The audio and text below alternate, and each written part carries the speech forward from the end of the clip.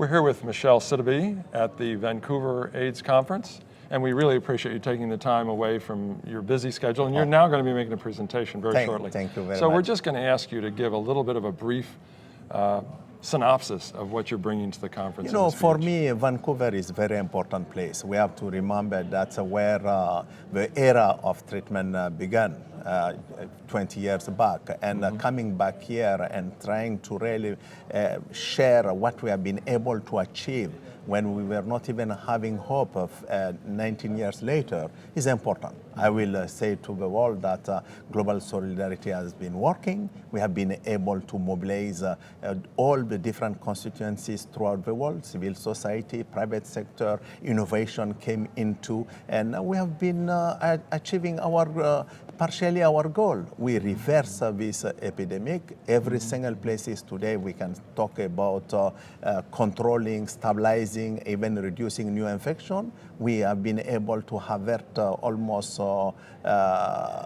30 million new infection, 8 million deaths during the last 15 years. So it's important to bring back this success story.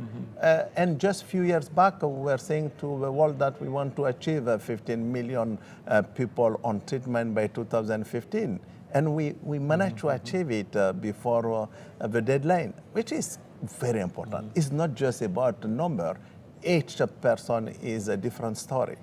So saving life and making treatment available is key. We need to continue to really fight to make sure that the 19 million people who are waiting for treatment will have also the same chance. I was going to ask you what is the most crowning achievement that you would say has been happening in the world, but maybe it's everything. I think everything's changed with HIV/AIDS. If you look at, we're having only $150 million a few years back. People were telling us that we will never be able to mobilize the resources. Today we have $22 billion. People were saying that drugs cannot be given to poor people because it was too expensive. Or they didn't have watches to time their medicine. Yes, yeah, exactly. That they will not be even able to follow protocols, so that resistance will be everywhere. And they were the shining stars. Yes, and today, you go to Rwanda, you find that they have been suppressed the viral load by 85% when we are around 30% in US. So I think we changed completely everything. And innovation. 18 pills a few years back, today one pill.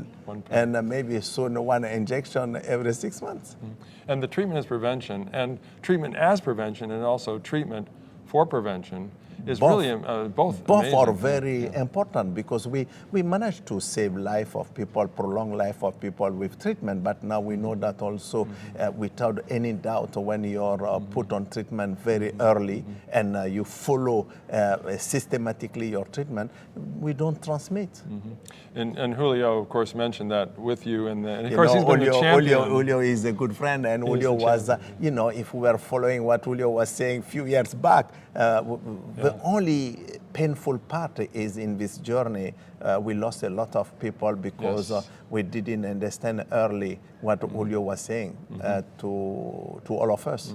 And identifying those who are positive is a really important part of that whole process. Yes, because I think we still have 19 million people who are not knowing their status. If we don't manage to really identify those people and revolutionize also the testing and make it friendly, so we will be able to reach more people, because until now testing has been too complicated. And I wish that we had this lack of stigma.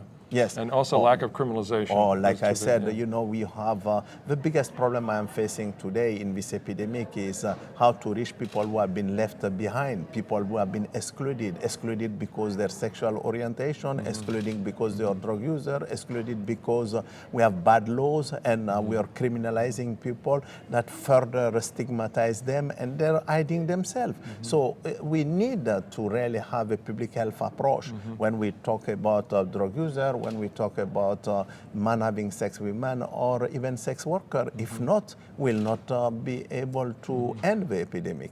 I think this is what all of us look to you for, because you're good at convincing people to do magical things and jump through hoops. I think anything I'm achieving is because we have people like you also we all work together. trusting us and giving us, because I believe that when truth is out there and trust, we can change. Yes. Thank you so much. Very much. Thank you, Michel. Thanks.